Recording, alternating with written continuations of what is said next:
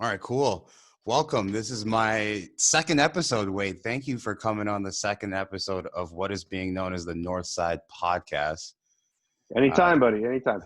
That's what I'm calling it. It's still a tentative name. I don't know if I have to change it, but I've already created a YouTube page, so we'll see where it goes from there on. I'm so happy to have you today because, given what's going on in the United States right now, given that we both live here, and your experience, working as a peacekeeper at protests, some of the things that you've seen and experienced, like how difficult do you think it is right now for people to go through their protests and feel secure? All right. So I think what is distinct about this situation that differs from my experience in organizing is that this is one born out of really universal anger. So people aren't looking to have a peaceful protest. They are looking to have a physical expression of the anger they feel, the righteous anger. I firmly believe they feel at the killing of George Floyd, Breonna Taylor, Ahmaud Arbery, all these incidents that even in the midst of a pandemic, we are still watching unarmed Black people get shot, killed in the most public and like devastating ways at a point when theoretically everybody's supposed to be inside. Yeah, no, And this is born out of anger. These are people that would be inside following quarantine rules if not for something this dramatic, that even at a time when we're all supposed to be separate from one another, unarmed Black people are still getting murdered by, in the Derek Chauvin, George Floyd example, by armed officers of the law who yeah. are discharging their duties inappropriately. Doesn't even begin to describe. And to add to that point is like, you have now one police officer who now is representing that entire badge incorrectly. Because it's in my perspective, I've always thought about, okay, well, the police are here to protect and they're here to help us. And, there are so many situations like this that how do you now look at a Black community and you say to them, hey, those same police officers, I want you to go to them and I want you to trust them. I want you to believe that they have your best interest in mind, where every single time they see an image, and you don't really have to even go far for these images. You could turn on the internet any given day and watch a video of a police officer shooting a Black person, using aggressive force with a Black person. And it's just so consistent.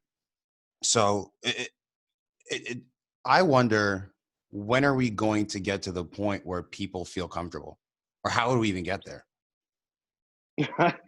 I think the first step is a new administration. I don't think the country is being helped by its leadership in terms of resolving this systemic inequity, this inequality that results in the deaths of so many disproportionately Black and brown people in this country, that they go to a traffic stop that I, as a white male, I know I'm going to get out of that maybe with a ticket, worst case scenario. For a Black person in America, that's a literally, a life or death situation. Which it shouldn't. I think it shouldn't be. No, but I don't know if you know this, Richard. America has had a really phenomenally bad reputation with how they've treated Black people. Oh yeah. Just, dude, how crazy is Donald Trump's tweets though? Like, number one, how crazy it is how aggressively he tweets. Like, this man tweets like a teenage girl and he's the president of the country. Yeah. We didn't plan for something like this. He's the president. He tweets like the same way I would expect teenage, people with high school drama to tweet, and he's out here tweeting the same way. And now he's trying to pass an executive order against Twitter. Well, yeah. So here's the problem. For a long time, people on the far right have characterized anyone from center left over as being a easily triggered snowflake. The Yeah. biggest snowflakes on the planet are the conservatives in the party of Trump. They are. So let's be honest. Facebook and Twitter have been nothing but a boon to right-wing politicians in this country. Donald Trump is president because of Twitter. Yeah. It's a simple fact. And so they've been a great asset to the right. But the instant the right gets told that you can't just baselessly say lies, easily disprovable lies, and throw out conspiracy theories where you can't prove the negative. Yeah. Like the instant someone tells them, "Hey, we've got to put a tag on this and say, hey, this doesn't represent reality." Well, right-wing politics now has descended into a place where it's all altered reality. And if any part of that reality is unfavorable to them, it's fake news and it needs to be regulated. This party that is so theoretically all about free speech, now they've abandoned that because they don't want to be told that there are certain levels of insanity that are not permissible. You know what it sounds like too? And when I first heard the executive order about, Twitter, I started to think about this man is trying to control the stream of media. And there is another country on the planet right now that does the same. Well, not just one, a few of them. Not just one. No. But they all are governed by Trump's best friend. That's the fundamental thing. But yeah, there's a few of these countries out there that do this, and you fear that, okay, if this guy's able to control media, then he's able to control narrative. So then how do we get out of this position where, we're starting to look at these situations of police brutality objectively? I mean, you look at the protesters, what does he do? He calls them thugs, right? Like, and I don't coded language. That's a dog whistle. And I get it. I look at the protests and I think to myself, yes, we why can't these people protest peacefully? And I'll tell you why, because a guy that should be playing quarterback somewhere in the NFL today is not, because he took a peaceful protest and nothing happened, right? There's a number of people who have tried peaceful protests. So when that much anger and rage is built up, like you said, the protest does not take a peaceful turn anymore. It takes a more aggressive turn. It takes a more violent turn. Unfortunately, a lot of people do suffer. Well, so from my perspective, I mean, since I began organizing, for me, it was my first and foremost mission in every event that we organized was to make sure that everyone got home safe. Yeah. This is not that kind of protest movement. This is one that is just grounded in anger, and I don't have a place in it because I don't have any skin in the game. I'm a straight white male in Trump's America. This is theoretically a pretty good time for me. So I don't have any place there, and my role and the mission I've taken up for myself is to de-escalate violence. Mm-hmm. This is unfortunately a situation that, again, I don't have any skin in the game, and my help would not be appreciated by the protesters who are protesting out of anger. They don't want a peaceful event, and you know what? To be honest, as much as I want there to be no violence here, they have every right to be this angry. Not to take it out necessarily in the ways that they are. Yeah. But to be this angry, it's not my job to stand in between them. One thing that I think about in the whole situation, because as long as I've known you, you have a level of compassion for people. You have a level of compassion for the country, your belief in, what it is to be American and what it is to hold or to display that nationality with pride. And when you see a lot of these things going on in the country, like, what does that make you feel like as an American? Like what goes through your mind? You're just like, Jesus Christ, I'm from here. This is what's going on. Well, before you get to the intense shame, there's a moment where you're like, I have to be in a dystopian, weird fever dream, right? Like Yeah. there's no way the country, as progressive as we've moved, and it's taken a good long while, but as Yeah. progressive as we've moved, there's no way the country would elect somebody who's a child on Adult. Twitter. Yeah, and clearly he's he's not the cream of the intellectual crop. He's not the smartest among Listen, neither am I, but I still feel like I could do better. 100%. 100%. Neither am I, but I still feel like I could do better. Like I could just We do. haven't had a potted plant in this apartment in a while, but I think I could go get one very shortly and have it do an equivalent job. Probably not as bad of a job as Trump. Listen, I can do more by doing less. Like I feel if I became president and just did nothing at all, it would still be a better presidency. Well, What do you do? I think I think the fundamental problem here is that you have an entire politics that's based on cruelty and based on advantaging, you know, people who already have advantages over the rest.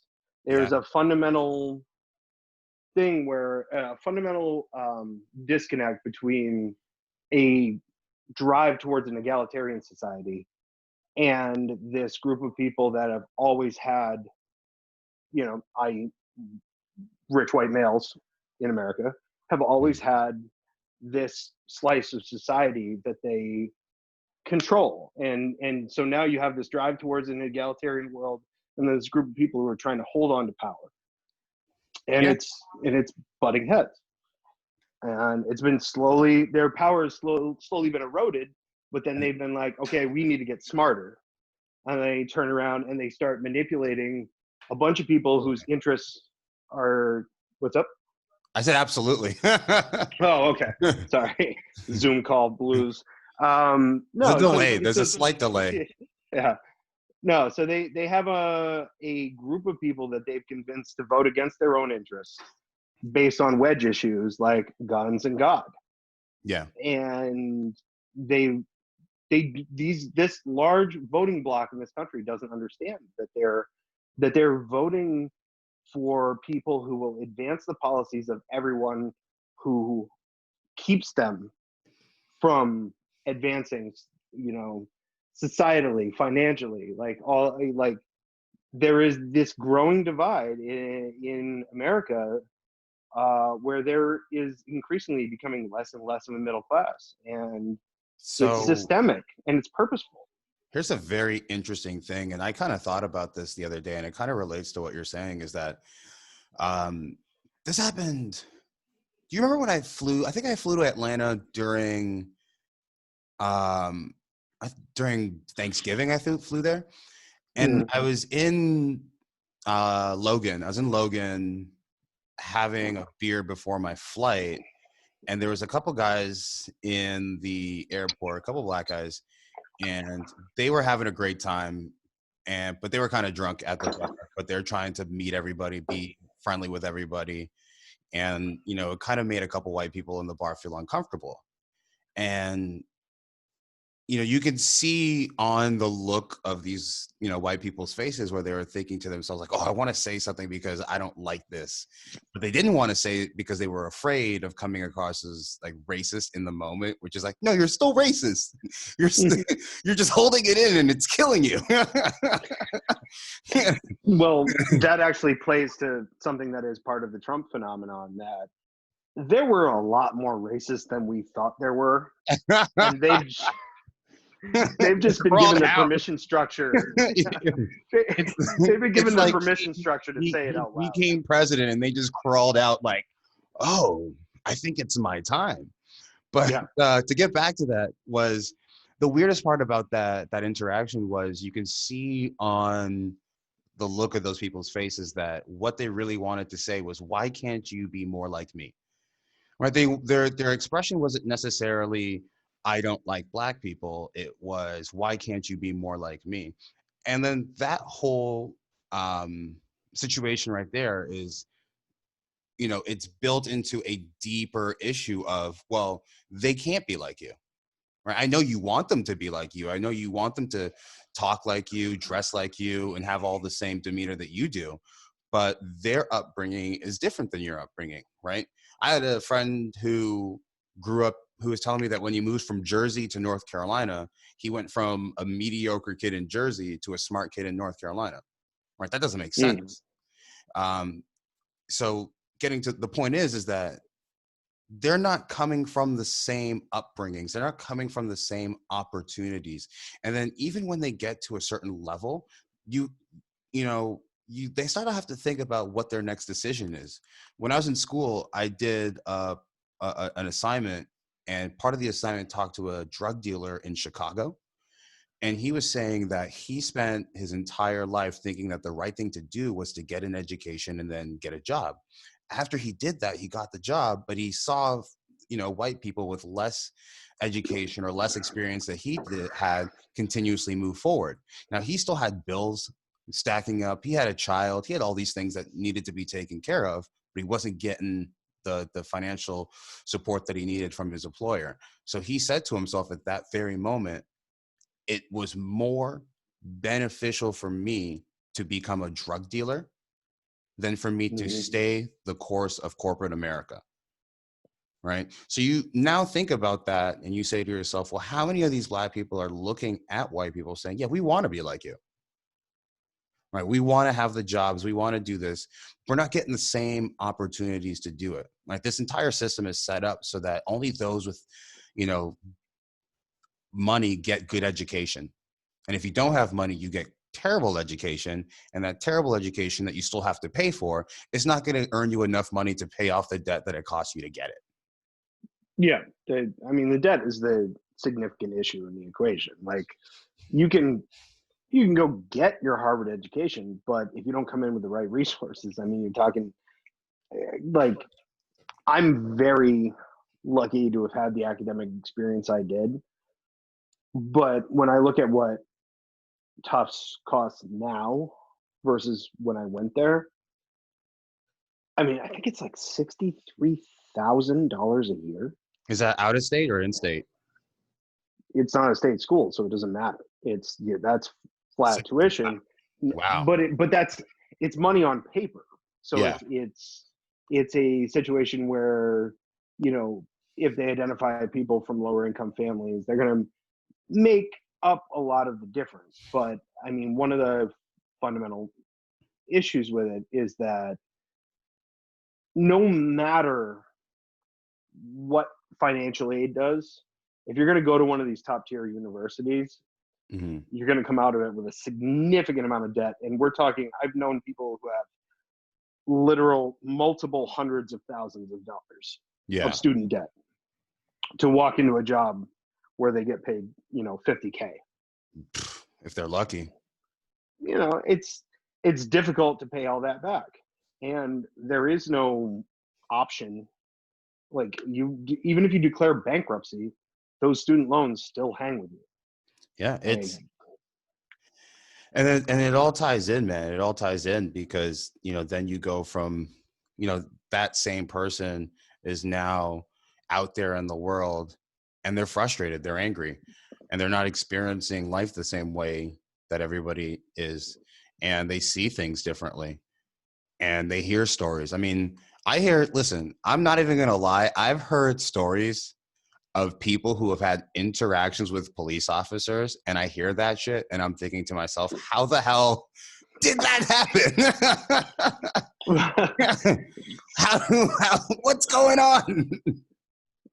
so I'd like to point out, we've had on the police officer front, we've had some encouraging signs, as bad as Absolutely. this past week has been. But when you saw those, I think it was Jason Kander tweeted out a picture of a couple of KC police officers holding up the sign that said "End Police Brutality." Yeah. You have other instances with police officers kneeling and Mhm. praying with protesters. You have I forget which police department it was, but somebody, like, the police department actually sat down and said, "All right, let's talk." and let's tell me about your issues, and had like a summit with the protesters. I saw it. That's I was gonna say I saw a thing where a sheriff he got the entire department to march with the protesters, and I also saw this one picture where it's like even white people are tired of white people's racist bullshit. we sure are, bud. It's man, and it sucks. It sucks that there's a difference.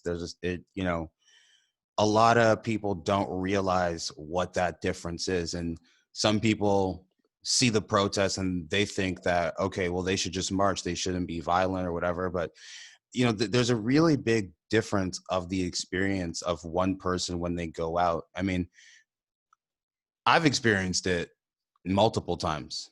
I've experienced it growing up in Canada. I've experienced it living here. It's something that consistently happens. I've been very fortunate to only have maybe one bad interaction with a cop. But you always feel as though you're being looked at differently. And you always feel as though you have to walk differently, talk differently, and it's harder to be yourself. Right. So I remember, this is very interesting. I remember this is like when Trump got elected. Oh, those halcyon days. Yeah. I remember when Trump was getting elected, I was sitting down in a bar, and this guy turns to me, and I think I've told you this story. This guy turns to me and he's like, this Trump guy is really going to fix the country. And it's gone great.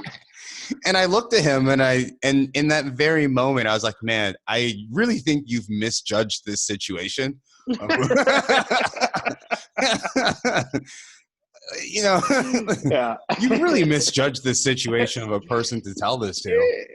Yeah. Not great planning there. Yeah, he did not plan that out. So he goes up to me and he says that.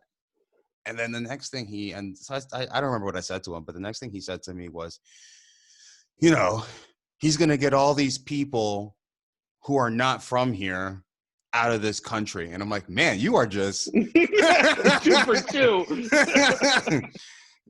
Like, yeah, all these terrible people coming into this country who are not from here and not supposed to be here.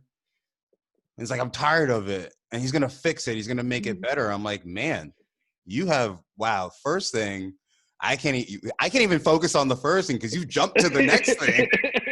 And now we got to address that. Can I get one first? Just like space the shit out, please. So I turned to him and I'm like, well, man, I'm an immigrant. And he looked at me shocked. He's like, what? Like the look of confused on his face. He's like, you're an immigrant? I'm like, yeah, I'm an immigrant.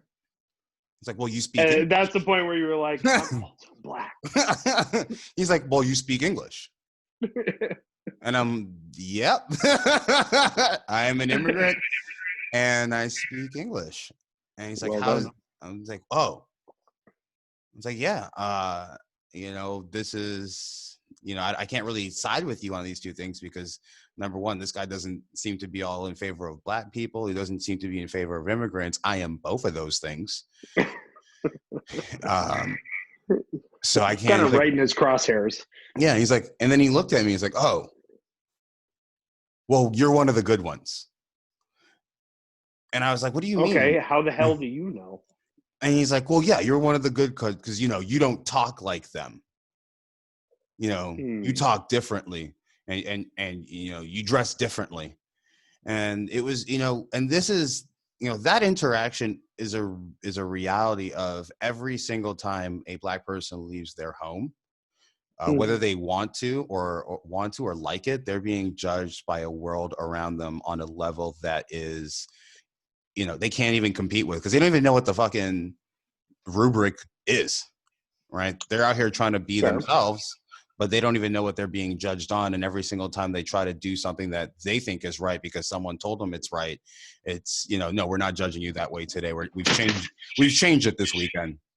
This weekend, we're judging you based on this. So at some point, you know, when are we going to wake up and say to ourselves that it is okay for people to be who they are?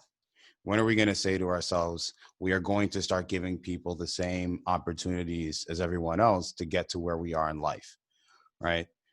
It just because, and this is a really big thing that a lot of people do, is they accumulate wealth, they hoard it, and they don't want anyone else to have it unless they deem that person worthy of also sharing in their wealth.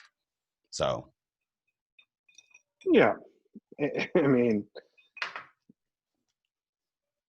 what there's fundamental inequities in the society that generally break down along racial lines, but the lack of recognition of those inequities is one of the things that holds us back from finding any sort of middle ground.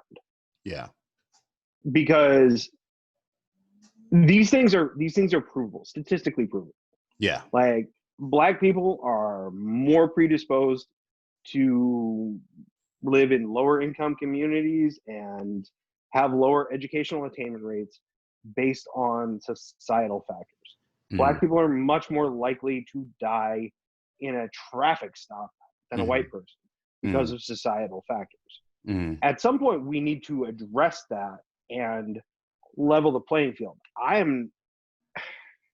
It's one of those things that you have to recognize fundamental truths. yeah, Unless you're going to, and here's the essence of right-wing politics, unless you're going to live in a fantasy world where you just say, okay, yeah, how reality isn't how it is. And I'm just going to say how it is, and that's going to be how it is. Unless you're willing to do that, you have to address these fundamental inequities and try to, like, create an environment that is egalitarian. But it's the last refuge of people that are holding on to their power in an environment that is dramatically and swiftly shifting away from their personal politics and away from their personal financial interests. yeah.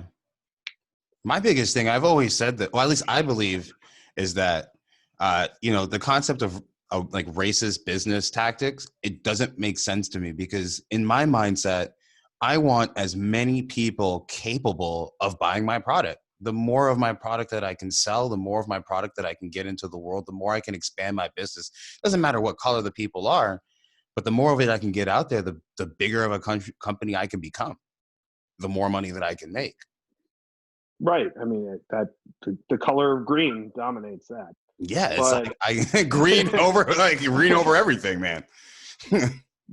but unfortunately, we're at a point in American society where a lot of people have felt that the stuff they've kept buried, the crypto fascism and white nationalism that's been buried deep down, like, it's coming out because it's been given a permission structure to do so.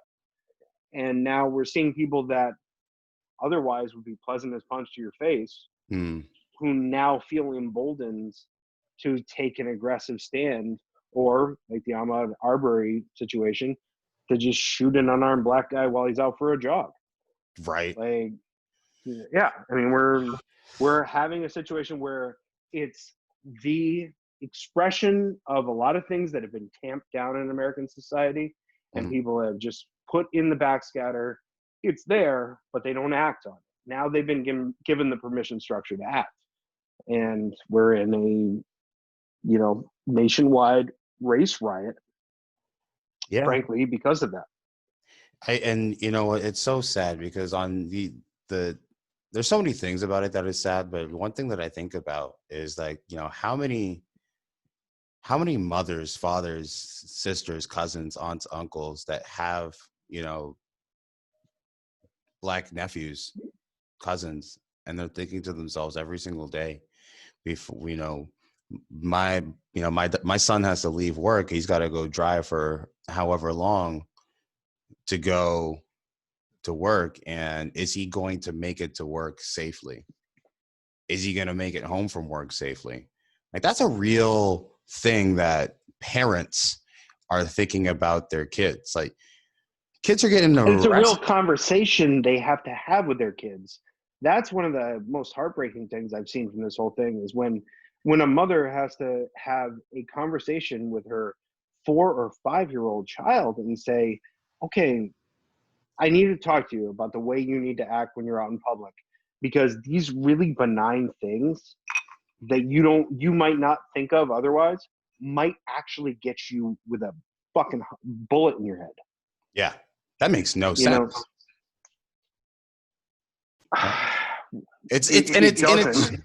Well, it's like, and that's a discussion that only one group of people is having. It's not everybody's, like, not everyone's having that conversation. It's one group of people is having that conversation. That's it.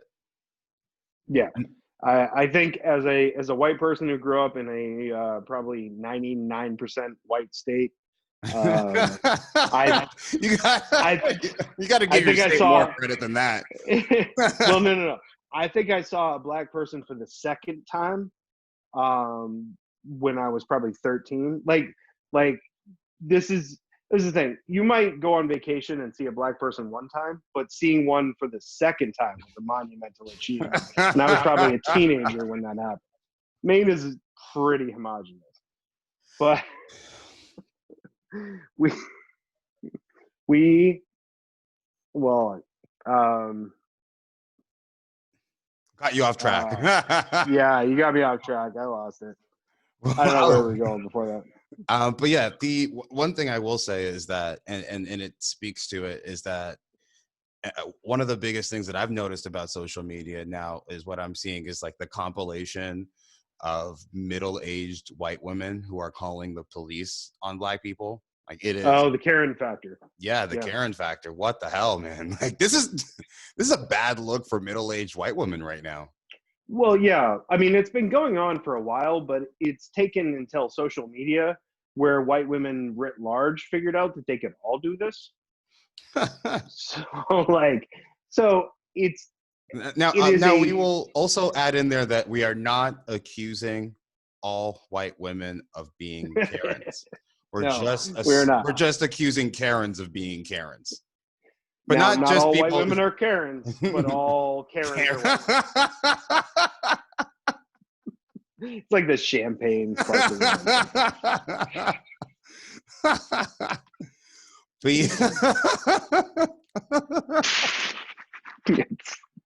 jeez. Oh man, that was great. That was amazing. Thank you. Composure. We're trying to do some sort of do some editing on this. No, this is going straight in, man. This is what. All right. It's all natural. All right. This is live. Sure, we're doing it. Well, we're not live, but this is journalism at its best. It's just free form, man. You've gotten like 40 minutes of me not dropping an F-bomb, so like that's kind of like an amazing achievement. Well done.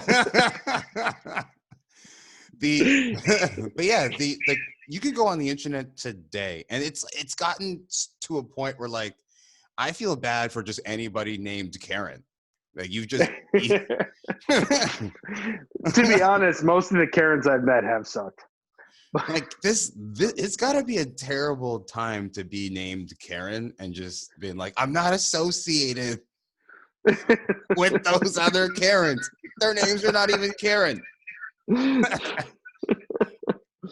It's got to be a terrible time. Oh, the worst. May I speak to the manager? Like the worst words in the English language. And you can Google it, and you will get hundreds and hundreds of videos on that. And this is this is a factor that is on another level. So now you have black people who are afraid of the police, but now they're afraid of middle-aged white women. Like, like the two scariest things right now to black people is middle-aged white women and the police. In what order? I don't know. let's be honest. The Venn diagram of things Black people need to be afraid of has gotten larger and larger. Oh my as God. time goes on. And and it's all nonsensical things. It's like, who woke up today and said, "Oh, that middle-aged white woman right there, you gotta watch out for her." Very 911. shady, that one. 911's on speed dial. She has a fake 911 call written all over her. Watch out for Karen. So you gotta look up. There's this one of the woman in Central Park. Have you seen this thing? Oh, I've seen it. The bird watching one. Is it the bird watch? No, the dog the off. one where The dog's off the dog leash. off the leash. Yeah. And she's like, he's threatening my life, and he's just there like. I love how he's recording it, and she's like, you need to get away from me, blah blah blah blah blah, and she's like, kind of calm, kind of even tempered, and then the instant she gets on the phone with the police, the octave of her voice raises up. Right after she's like, I'm gonna tell him an African American man is here threatening me, and she goes right into character. Ooh. Oh my God! You know what breaks my heart? You know what breaks my heart? She's Canadian. Oh God! Yeah, So it broke my heart. They somehow between this. Okay, go ahead. I was gonna say somehow it made it onto the internet. Once it made it onto the internet, and you know how the internet works, like they'll find anything. Someone was able to track her information down, and it turns out that she was Canadian. Like they figured out what school she went to and everything. It's crazy. Ooh. Yeah, her life is pretty much over at this point. Oh yeah, absolutely. It's not great. No, and do I think that one person's worst moment should define their entire life going on? No.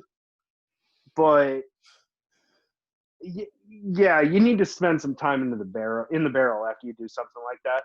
Oh yeah, she Like, turned it on. Like, listen, if they were handing out Oscars for a performance of Best Karen, she's a nominee. She's a nominee. I mean, she turned it on. Worst case runner up. Like, has there been a better Karen than that, or a worse Karen? I don't know what the. I don't. Yeah, how do you? What makes a better Karen, or what makes a worse Karen? We got to put together a whole schematic for that. Well, is the best Karen the worst Karen? In it for. Yeah, I mean, if you want to see someone be the worst possible human, then maybe she's the best Karen. She's the best at being the worst person, or right. the worst person to be the. See, it's a chicken or the egg situation. It's a whole thing, and we shouldn't. I have an English degree. We shouldn't spend much time on it. But and you see these videos and you think to yourself, like these Black people they can't go bird watching. They can't live in an apartment because no one's going to believe that they live there because it's too nice. Like, you ever seen that Dave Chappelle fucking skit where he talks about he got robbed but he didn't call the cops, not because he's afraid of the police, but he knows that his apartment is too nice for him. That if he calls the cops are going to be like, "Oh, the man who robbed the place is still here," and he hung up pictures of himself and his family. Yeah, like that shit happened. That was I would say 99 or early 2000. Dave Chappelle came out with that. Well, I mean, I hate to break it to you. This is not a problem that just started a week ago. Like, you can't call the cops to come to your house because it's too nice for you. Like, a man was... This woman tried to call the cops on a guy he worked for UPS, and he was delivering packages. That sounds right. That tracks. Yeah, right? All these things in this story seem to line up. And this woman accuses him of essentially, she's accusing him of stealing a UPS uniform and creating fake boxes to navigate through a neighborhood in order to steal things. Like, number one, if that is true, he's earned it. Steal away, man. It's an incredible conspiracy. Right? That is that's better than 9/11 being an inside job. Listen, that would be better than a lot of heist movies that I saw. This man went through his whole day to steal a UPS, make fake boxes. I don't even like boxes to begin with. You know how hard it is Right. to put together a box, and then after you finish with it, now you just got this thing that you don't need anymore. You have to break it back down. It doesn't necessarily go into your recycling bin the way that you would like it to. Right? He's putting Now this they're a pain in the all ass. right. He's putting this whole scheme together to come through your shitty ass neighborhood because it wasn't even a nice neighborhood if you saw the background, right? Yeah. He's coming to steal what? And like it's situation after situation like that over and over again. It's when are these people just going to be able to do their job? Well, again, I think it's part and parcel of the same thing that I was talking about of a group of people who are used to having things their way, Mm-hmm. who no longer are getting it their way 100% of the time and are kind of now exercising some powers that they didn't need to have their way before, Yeah. and just being like, you know what? All right, this is a person with a darker skin tone than me. I can then I can turn around and make trouble for this person by simply playing that card. Yeah. It's problematic in the extreme. Oh, But absolutely. Listen, I've stopped going to Foot Locker because too many times people ask me, do I work here? It's a yeah. fucking shoe store. I'm not even dressed like a referee. All right. I'm allowed to come in here. Do you work here? No. No. Do I look like I work here? Am I in a zebra outfit right now? No, I'm not. I think we clearly established the parameters for working at Foot Locker, probably more so than any other corporate entity. Yeah. There have to be vertical stripes for that. Oh, it's happened to me. Like, you know what I mean? And the weirdest part is I can understand if I was trying to pull a prank and pretend that I work in Foot Locker and is Monty on the couch? He is about to be. Yep. He's about to say hi. Say hello to the internet, Monty. Hi, See internet, this Monty.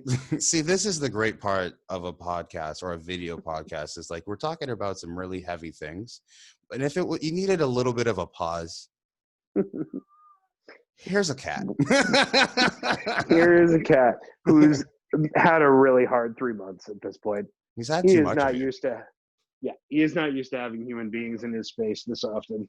Oh yeah, he's probably looking at you every single day. Why are you still here? Day one of the quarantine, that was already happening. Like, don't you people have jobs? It's 9 a.m. on a Monday. This is my me time to really stretch out. to sleep and lick myself. I need this space. Leave. Yeah, that's pretty much where he's been at for 3 months straight. I've never heard more whining from him. But yeah. he's a great guy. There's good people on both sides. Yeah. So where do you think we see ourselves in in this the next month? Because I believe if there is not I was hoping you were going to say in about 5 years. That's the next month. Jesus Christ. Listen, I'm watching this whole thing unfold and I'm like, okay, global pandemic, rioting, what else are we missing here? I've been waiting for it to rain frogs. Waiting for it to rain frog. Okay, perfect. I'll keep my eye out. I think you'll know. I'm so concerned right now. I think my biggest concern right now is when that trial moves forward and if this man is not convicted. I think you need to prepare yourself for that based on the way the American justice system has dealt officer-involved killings. And that's a little different.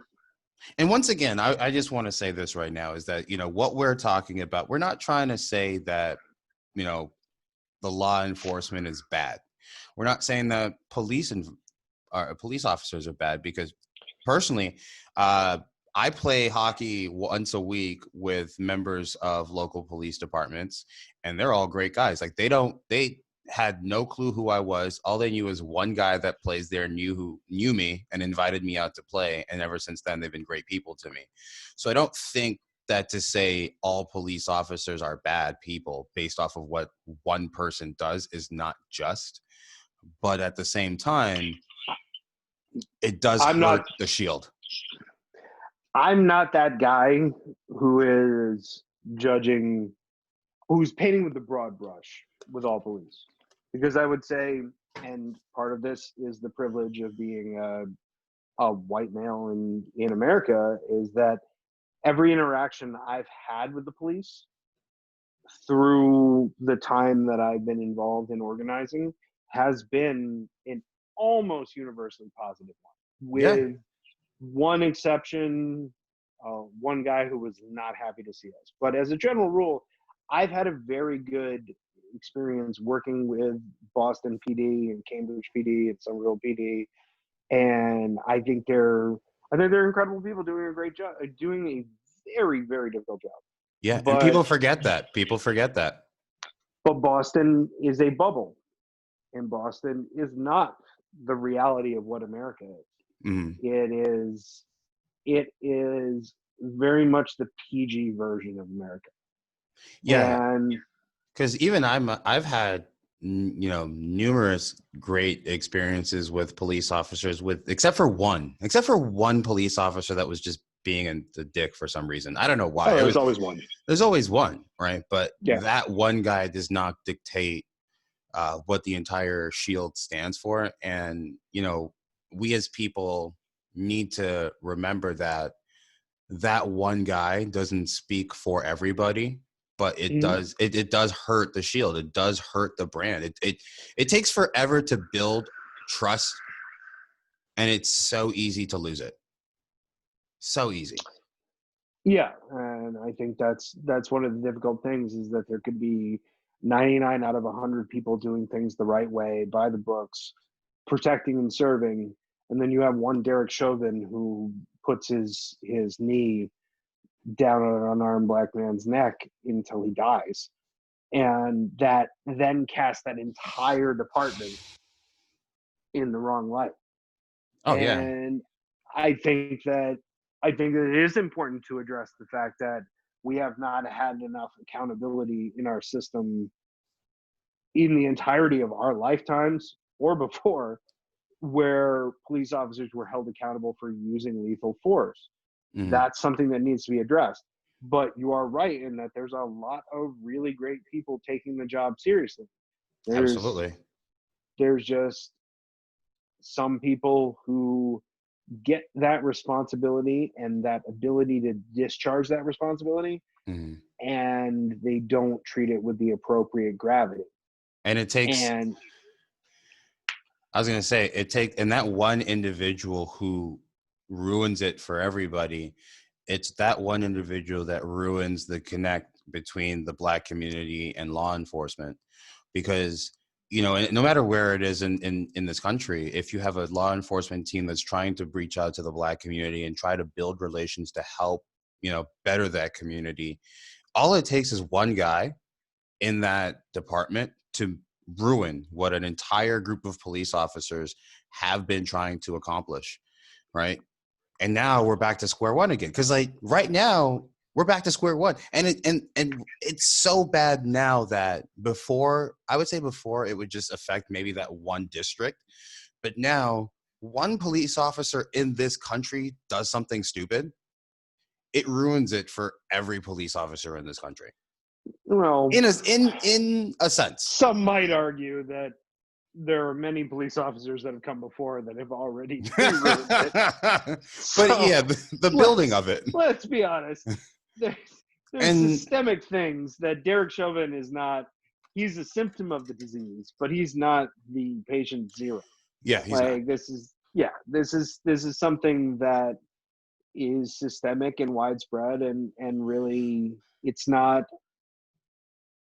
something that's solvable via tweet. It's something that's going to No. take a universal effort of police departments in this country really taking accountability for themselves and for their actions, and for the attorney generals above them that don't want to prosecute the cops that they need to bring in Yeah. legitimate cases, like where they don't want to I don't mean to say that I just want to clarify.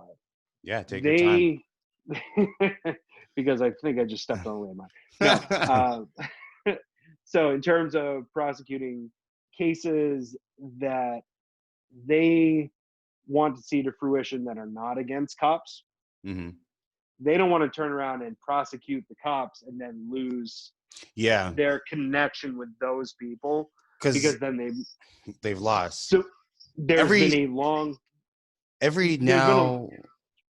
Oh, we're in what I was gonna say is like every case that officer Derek Chauvin was involved with now is probably going to get looked at differently in the past, because if he killed someone and he was wrong, then it probably gives an opportunity for a couple of his other cases to be reopened.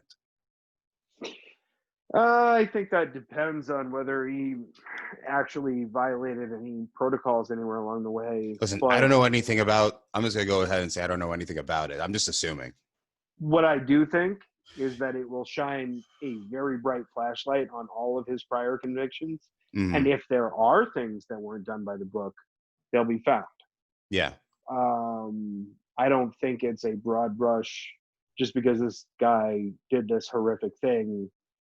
But it's like, well, everybody who's brought to justice goes to jail. It's not like that, but it may cause, a lot of attorneys to look through with a fine-tooth comb about, prior convictions he had, and if there Mm-hmm. was any sort of impropriety or racial bias or anything. Listen, my biggest, when this whole thing happened, I was just like, how do we have time to be racist during a pandemic? Like, who has It's crazy. who has the time? Like, honestly, I am too busy watching The Sopranos for the third time. I don't have time to be racist in 2020. I'm too I've busy got shit cleaning going everything. on. I'm too busy cleaning everything like Like rapidly. I'm figuring out how to doomsday prep my pantry right now. Like give me. I don't have time for Well, racism. you've seen the gardening that I've taken up. That's also like Yeah. I can't garden and be racist at the same time. There's just there's no time. I don't know why these people during a global pandemic have enough like free time. I guess they have the free time, but like all the other things that you should be thinking about in this global pandemic, racism, you didn't put that one on the back burner. It's like, listen, I'm gonna take all this racist shit, we'll put it over here for right now. Focus on self-preservation. Maybe I'll pick it back up. Maybe. Yeah. Maybe you won't. Maybe you won't. Maybe the whole I'm thing. gonna go dark for a little bit. Yeah. Maybe miss my KKK meetings. Just like focus on the family. Yeah. And It's like it's and it's awful. Once again, it's awful to see the president call those people thugs. But when a bunch of people approach a state house with rifles, those are great Americans. oh, that has been really the phenomenally exposing part of this whole thing, is that when you have guys in bulletproof vests with tricked out AR-15s at the Michigan Capitol, they're great patriots standing up for your Second Amendment. But if a bunch of black people rolled up with assault weapons, can you imagine? I mean, they were tear gassing unarmed protesters. And the greatest thing about it was like, not the In greatest. Michigan, the same place where they let the guys with the AR-15s walk into the Capitol building. They were gassing unarmed black protesters. It's a sliding scale. And you think about it, it's like the the protesters in Michigan. What are they protesting? Oh, we want to go back outside. We want you to open everything back up. All right, these people are protesting the death of an innocent man. These are not apples and apples. These Michigan protesters, by the way, are protesting for the right for their employer to demand that they go back to work in unsafe conditions. Just want to point that out. That's what they're protesting for. It's them saying, "Hey, I want to get the coronavirus." Did I send you people voting against their own interest? Did I send you the the photo of Trinity Bellwoods Park in Toronto? I think I No, did. I think you did. I I think I did. I think I did. Or you know what? Google it right now. Google Trinity Bellwoods Park, and you'll see the image somewhere easily to pop Well, up. this is perfect timing because I need to go pee. Let's make sure we mute that. All right, great. So and this is that weird moment where now we're still in the podcast, or maybe I'll try to edit this out. We don't know yet, but you're still talking to me. Yeah, keeping it going.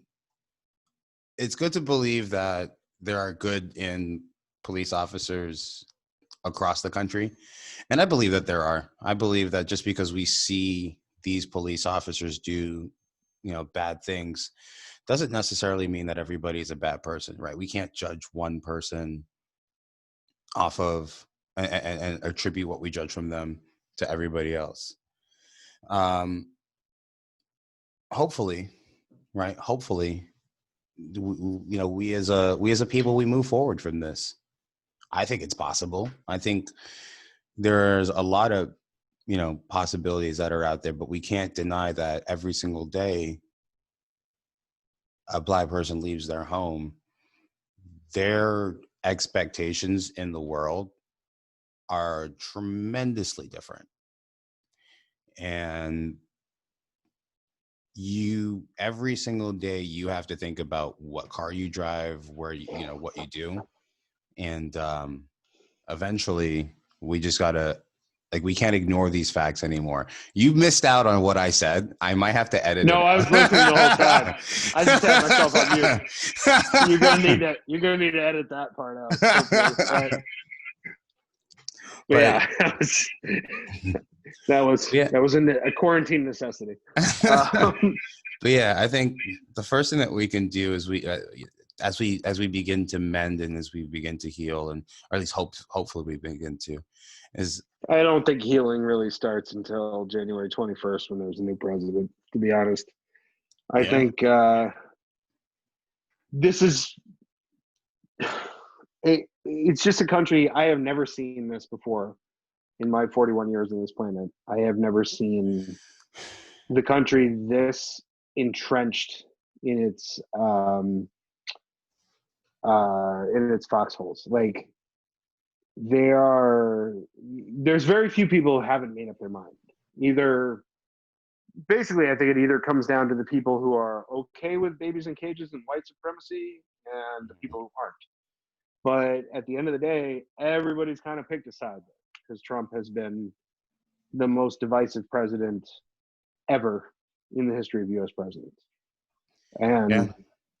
And And once again, I do feel very, sorry for a lot of Americans, regardless of, their ethnicity, who are sitting through this, who do have a lot of passion for this country and want this country to be a great place. They call this the greatest nation on the planet. And there are those who try to embody greatness and try to be great people. And now they're living in a country that, is losing its reputation daily. well, Like, it's become a kleptocracy, which is the unfortunate thing is that the whole idea, the whole thing for all of America's faults, the thing that has made America truly great was the ability for someone to transcend a class and move up and live that American dream.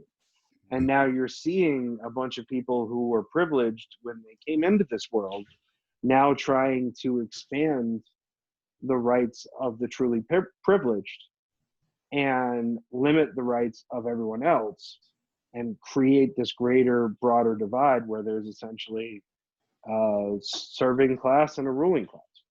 And it's very undermining to the nature of what we all think is great about America. Like we can argue, well, we can agree, frankly, on the fact where America has come up short in a lot of ways, particularly in its treatment of Black and brown people. But one thing that always persisted was the idea that people could, if they worked hard enough, rise above what their station was Mhm. and achieve success. And as the days go by, we're seeing that that's becoming harder and harder to do, whether it's the student loan thing we talked about earlier, or just ingrained changes to systems that put more power and ability and agency into the hands of corporations than they do in the hands of like average citizens. Yeah, it's going to be an uphill battle. I think it's once again, my mind is just constantly blown by the fact that we're trying to fight off a global pandemic, and this is still not opening people's eyes to say that, listen, guys, like, this is not, it's an us thing. It's an us thing. It's how we as a country, we as a planet work together to find sustainability. And Well, just to let you know, after we get done with this one, then we got to work on apocalyptic climate change. So don't relax once we get a vaccine, my friend. We still got some stuff to do. which I'm not laughing because I don't think that's not serious. I'm laughing because in my mind I just had a picture of like a group of scientists in a room, like finding that whole cure or vaccine for the coronavirus, like finally being done, and then one guy in the room being like, so global warming, climate change, what are we doing about that? He's like, God damn it, Steve. God damn, We talked about that. One thing at a Give time. me a minute. We just finished. You got to roll up the mission accomplished banner. We didn't even celebrate this one, and you're moving on to the next one. I don't know. That's just went right into my. It's a group of scientists just sitting down, and they're just like, they haven't been home in months. Like, that's I truly think that's like, first of all, thank you to every single individual who is still trudging away at work during this entire thing. Like, that is like, you don't really think about how much we take those people for granted. Like, you see someone behind the counter at McDonald's and you really take that person for granted. You really do. And except for Dunkin' Donuts, because those people consistently get my order on. You got to find the right guy or gal. But if you develop the right relationship at a Dunkin' Donuts, it can be okay. I was going to I gave up on Dunkin' Donuts because I consistently went into the same Dunkin' Donuts, and I was just like, all right, listen. And I come to the conclusion, I was talking to someone about it, is I'm lactose intolerant, so I don't drink milk. So Dunkin' Donuts, not a good place for you. Exactly. So when and not only just Dunkin' Donuts in New England. Because like, milk and cream is a state, like, sometimes they're going to put that in there whether you tell them to or not. You ever see people walking around with those iced coffees and you're just like, that's an iced, are you sure there's coffee in that? Can I get an iced coffee medium with 9 creams? Oh my God. Yeah. But yeah, every just joking, Dunkin' Donuts, you too. But everybody, man. Never want to close yourself off to a prospective future sponsor. Exactly. Yeah. So McDonald's, Dunkin' Donuts, we love you.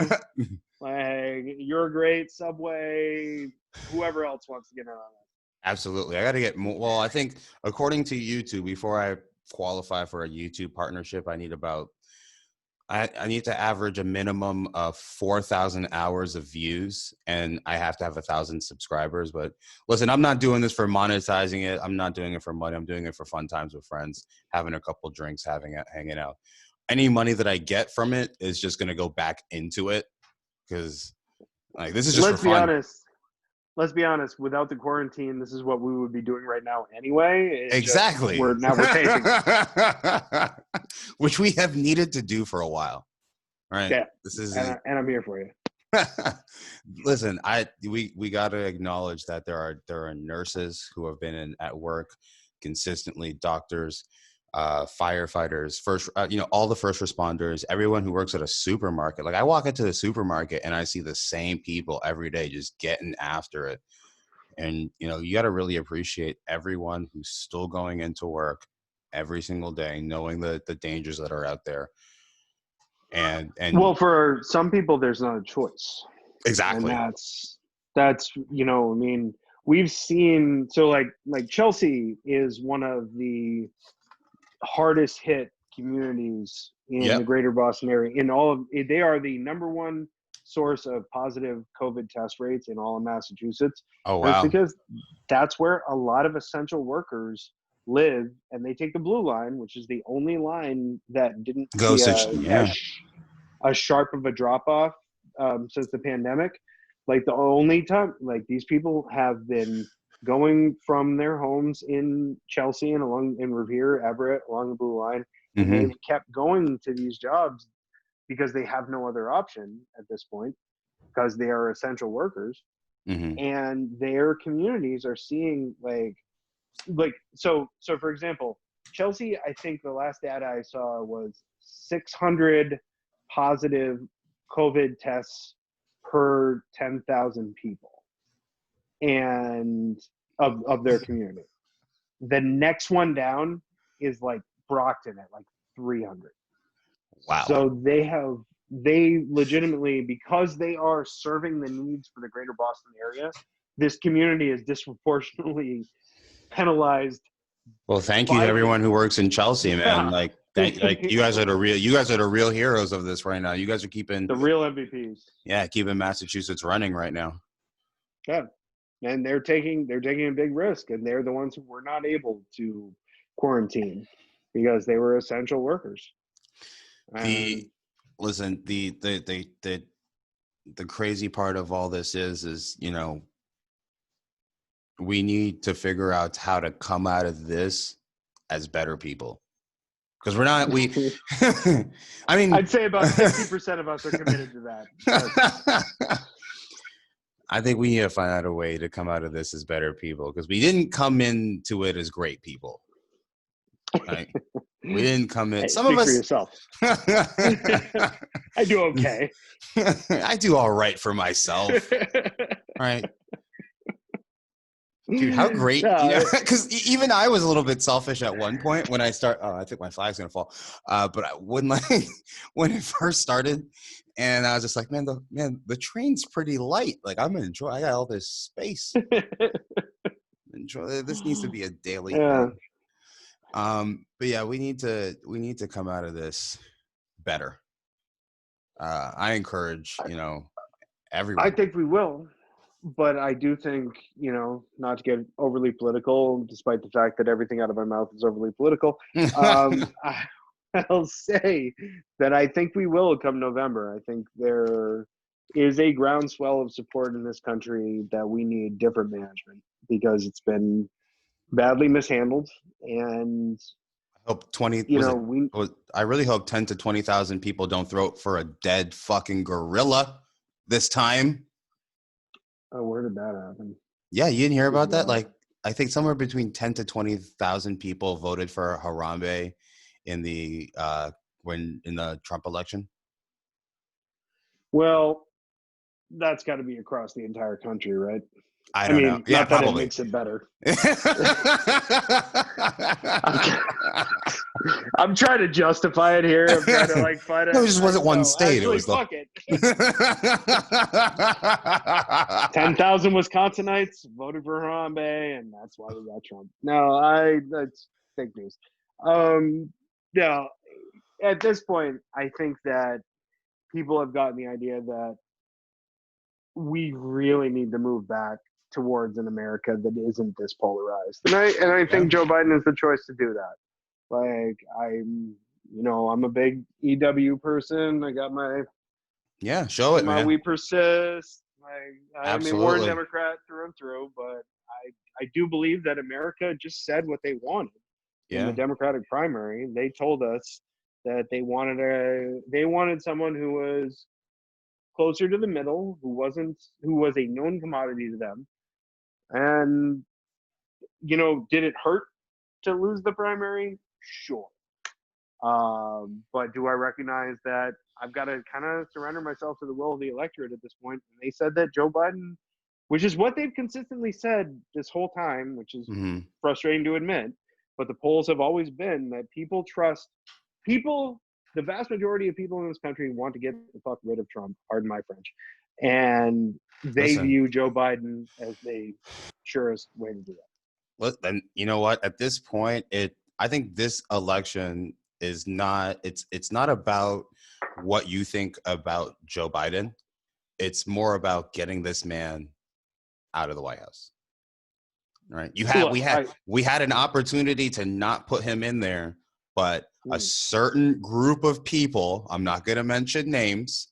You mean 70,000 people in Michigan, Pennsylvania, and Wisconsin? You mean those names? Oh, sorry, I'll just go on. There's a certain group of people who, no, not those, like the people who support another, Democrat who didn't want to support another Democrat because they didn't want to leave their guy.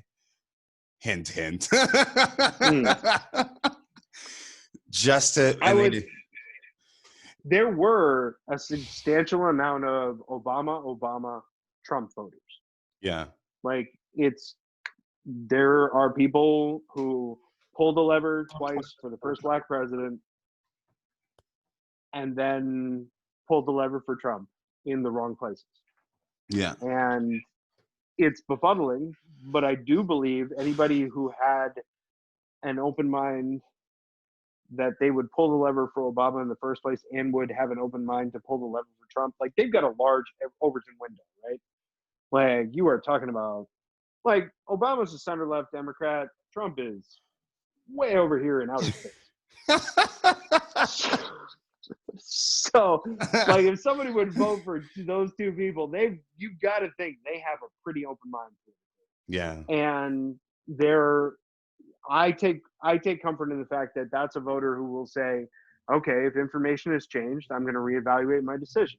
They reevaluated their decision after 8 years under Obama and said that I need change. I don't, or they were convinced by right-wing talking points about Hillary Clinton and their emails, but that's neither here nor there. But there are people who are those votes in the middle who will ultimately decide what happens in November. Because it's not about me in Massachusetts. It's not about a friend of mine in California. That's all because of the way our electoral system is set up, which feel free to critique from a Canadian perspective because ours is it's just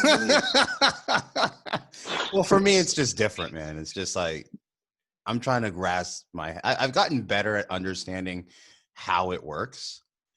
And because at first I was just like, wait, what? So he didn't get all the votes, but he stole because these people over here said, yeah, what? Because South Dakota and Montana and, North Carolina said this. Yep, he's president. Because there are certain parts of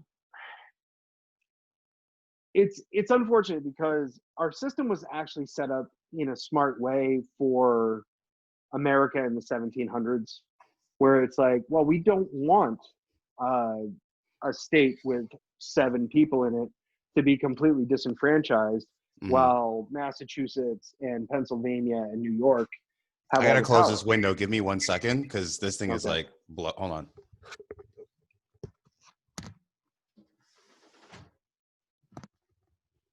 I was getting like a cool breeze. It's really disrupting my flow here. It's been a lovely breeze. Really. Anyway, I was saying, like, the original idea was to give representation in the House of Representatives based on population, and to give 2 senators to each state in order to even out the power imbalance between a state with limited population and one like New York with an immense amount of population. Yeah. That was a great idea at the time that it was conceived. It's really not responsive to what our society has become, with, somewhere in the 300 million of people that live in this country. Things have really centered around certain urban areas, Mm-hmm. and then it disproportionately advantages the power of states with lesser populations, because of the ease with which 2 Senate seats can go to one party, and the way that electoral votes can go to one party. And we're seeing that with the way the Republicans have set up their electoral politics over the last roughly 50 years, is to aim towards a Southern strategy based around guns and religion. Yeah, absolutely. And And in addition to finding ways to prevent Black people from voting in those districts. well, that's the other part of Republican politics, is they're very strategic about where they put their efforts, and they also are very strategic about how they keep people from voting. Now that can extend to things like you talked about, like active voter suppression, and it Mm-hmm. can also come to passive measures like negative campaigning. Mm-hmm. Like, there's one of my all-time favorite reads was Up Simba by David Foster Wallace, when he was embedded with John McCain's campaign Mm-hmm. against George W. Bush. And George, there is a real lesson in the fact that Republicans know, if they can run a campaign that keeps that makes sure fewer people vote, they have a better likelihood of winning, Yeah. because their people, their evangelical right, they show up no matter what. So if you can limit the field of available voters, you have a better chance of winning. If you say have 40% of the population, if 100% of the population votes, you don't Mm-hmm. win. But if 80%, if 75% of the population votes, your 40% still going to show up, Yeah. and you're There going you to win. go. Listen, And Republicans make me feel afraid to be a Catholic, man. Because not great. people hear God and like associate it with the Republican Party and take a lot of that weird like biblical stuff that happens and associate it Hey, with that. It's not the same. there's plenty of us over on this side that still believe in the same God, but we Just just not all have the different ways of extra. expressing it. Listen, and you know what? At the same time, what probably has been a tough thing for Republicans at the same, like at this moment, is Republicans looking at Donald Trump and being like, "What the hell is this guy doing to my party?" Well, I would like to point out there are some of them that are actively sitting in opposition to him, and I would direct you and anybody else who's interested to the Lincoln Project, which is the brainchild of Rick Wilson, George Conway, who's Kellyanne Conway's husband, which must make for a really interesting night at home every time he says something about Trump. But but so it's Rick Wilson, George Conway, Steve Schmidt, a bunch of other Republican operatives have gotten together, and they're running very smartly targeted ads in battleground states and in key races. They're running stuff in Mitch McConnell's backyard. These are dyed-in-the-wool conservatives who have said to themselves, you know what? This moment is bigger than what my personal policy beliefs are. Mhm. Donald Trump is an existential threat to America, and I'm going to. They are pulling the lever for Mhm. for Joe Biden. George Biden. They're pulling the lever for Joe Biden, and they're running a lot of ads in support of him and against people who have enabled Trump, like Tom Tillis and Cory Gardner and Susan Collins. And it's nice to see that there are people. The ranks of the Republican Party have shrunk, Mhm. and there are 95% of them approve of Trump, because the rest all left, Yeah. because it's no longer the Republican Party. No, it's the Trump Like, party. Well, you remember when like I remember when his presidency first started and this man was firing people left, right, and center. Left, right, like who's the you say that like it stopped. it's like who's the press secretary right now? I can't remember because like we had one And he fired that person. And I don't know if he hired a new person. I think the other person was an intern. Yeah. Well, they're scraping the dregs of Republican politics, because very early on in this administration, all the people who were seasoned Republican operatives had either made a decision to steer clear of it, or saw that people who didn't have the luxury of steering clear of it got steamrolled by it. Oh, absolutely. So, yeah. So right now we have dumb people running an administration where people who are either dumb or spineless or both are working for them in key positions because they won't object to what the dumb people say is reality. Wow. I mean, yeah, can't say it better than that. But yeah, listen, this has been great. We've been doing this for this has got to be like 2 hours easily. It's been a while. I didn't even, it's got to be like easily 2 hours. Hold on. I know when I sent you a text message to get on, and you probably said, I think it's like an hour and a half. I think it was a little before. Yeah, no, yeah, hour and a half, man. Yeah. Well, yeah. I love you, buddy. Listen, thank you for being listen, I can't wait until oh, absolutely. You too. Hey man, you got to be, you ready to talk football on this too. We're going to do some football shows, but we've decided. Wait, is the XFL starting up again? You are the, listen, the progression of like, the progression of watching you embrace the XFL. You ever watch like a child try something new for the first time? Roughneck life. Sorry. Where I was like watching you talk about the XFL. I'm like, you're like, well, you know, I might try it out. It is football. And then slowly you start watching it and you're just like, you know, you might want to come over and watch one of these games. All of a sudden you're like this guy, like you already picked a guy, like this guy's the future. This is my team. Oh my God. Yeah, I was Houston Roughnecks for life. I mean, it's incredible. It was such good football. I couldn't believe it. I thought it was going to be terrible. Oh my God. That is hilarious. I thought it was going to, well, when you first started telling me about the XFL, I'm like, what is this guy talking about? Has he missed football that bad? It was really good. It was shockingly good. And I don't know. I can't reconcile that because I saw the original XFL. I had my San Diego Demons jersey. You know, like I was in on it, and it was bleeping terrible. And then they were like, "Oh, we're gonna bring it back." And it went like 3 weeks before I was like, "All right, I'll give it a shot." And I started watching. I was like, "Actually, this isn't bad." And you didn't believe me, and my girlfriend didn't believe me. And, nobody believed you. No one believed me. But I kept getting deeper into it, and now I think I was in a cult. And then just as it was gaining momentum, boom, global pandemic happened. So maybe the XFL was the trigger for this whole apocalypse. I don't know. It was never supposed to come back. It was never supposed to come back. They crossed the streams in Ghostbusters. And dude, boom, we got so many things to talk about on future episodes, you and I. We have, listen, my next thing to bring up with you on this podcast is the Phoenix Suns. Okay. Well, not yet. Don't start. Don't get into it. You got to save it. Get into it. You got to save it. You're going to need a bleep button for that one.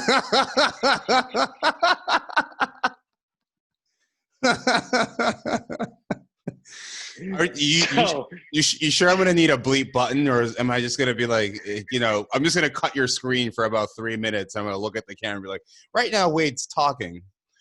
None of it I can really air. None of this was airable. Yeah. Right around the part where Robert Ory's name gets mentioned is the point where you're going to need to put me on timeout for about 3 minutes. Oh, wow. Robert Ory. Okay. I thought it. Yeah, that's the one that'll set me up. Robert Ory or Bruce Bowen both will put me in a bad. I thought it would have gotten a little bit earlier than that too, but all right, I'll take that. You know what? Save it for the future. But you know, in this lots world of things. Lots of things for you and I to discuss because we have such great conversations. I think having you on here is going to be great for everybody because they're going to see, the greatest part is when we went to that Phoenix Suns game with the Celtics, and that woman sitting in front of us turns around and she's like, "You guys are hilarious." I was like, "Yeah, we're just it's just us." This is just Because if you us. can't find humor in this, like, you just have to indulge in how ridiculous. Like, you've gone through a lot as a Toronto Raptors fan. You were Oh finally my, validated last year. I've gone through a lot as a Phoenix Suns fan, and I've never been validated. So there's a lot of comedic pain to draw on oh my that God! If you, we could riff on. yeah, absolutely. And I can't wait to touch up on that. Listen, man, whenever you have some free time, you let me know. We'll set it up, man. I've Let's do it, listen. partner. I'm not doing anything else right now. Neither is anybody else. So All right, man. Well, screw thank it. you for Let's doing go. this with me. Anything else you want to Hey, bring up before we sign off today? no, I think I've belabored the point for too long as it is. So love you, buddy, and let's catch up soon. Absolutely. I can't wait till this is over. All right. All right, be good. All right. Stop recording.